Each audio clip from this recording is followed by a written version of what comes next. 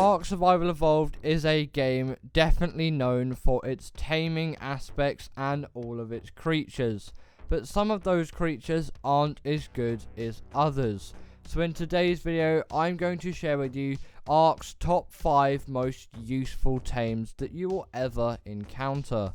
But just before we get into it, make sure to like and subscribe, as it really...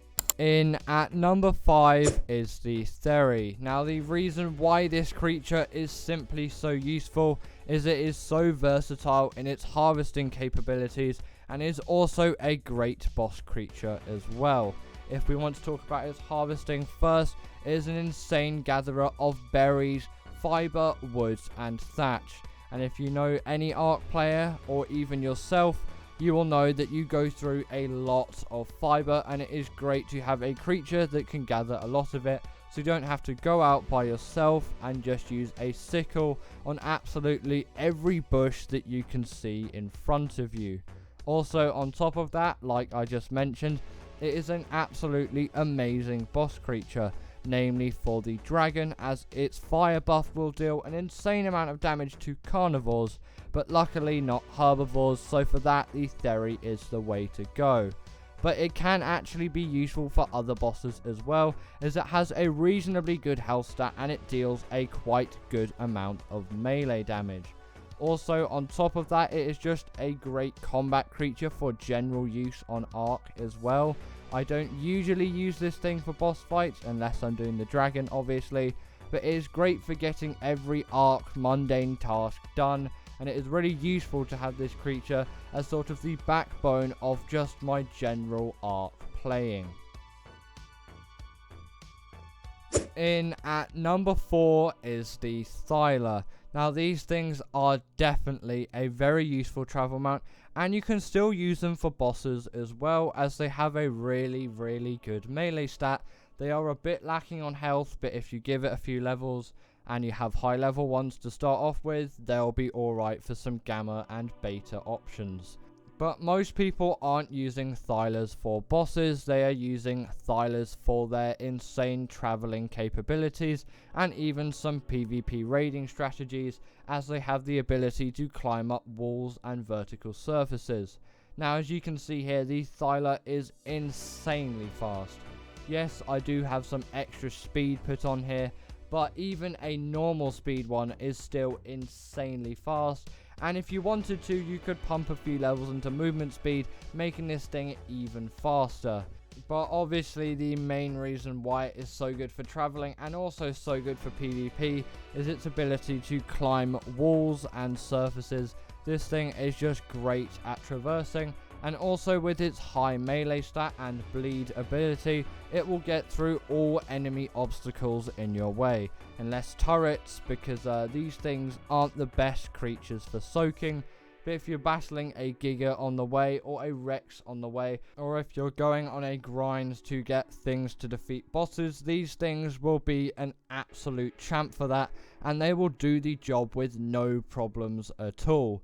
Definitely in your Ark playing period, you should tame yourself a Thyler. In at number 3 is the Thyler. Now sadly, if you are on the island, you will not have access to this creature, but there is another free map where you can still get yourself a mantis, which is Raasclark.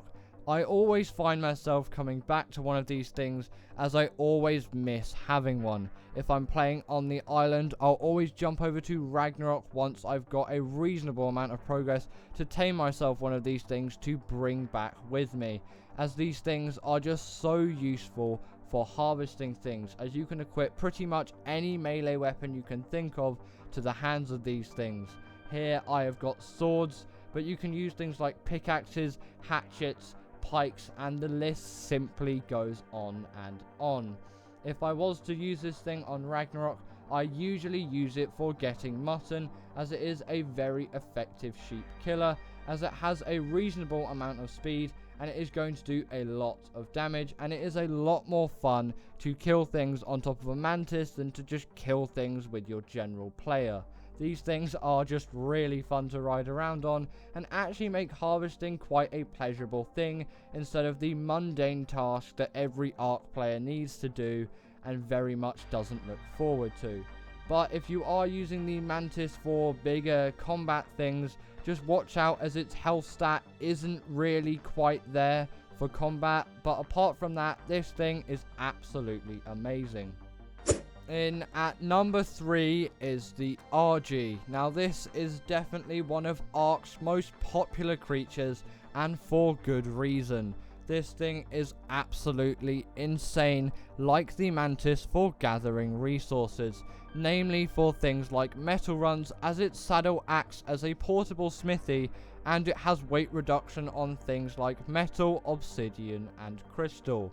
And also, on top of all of that, it is an absolutely great flyer as well. In Ark, it is really a privilege to have yourself a flyer, and it is something that every player will need at some point in their Ark journey.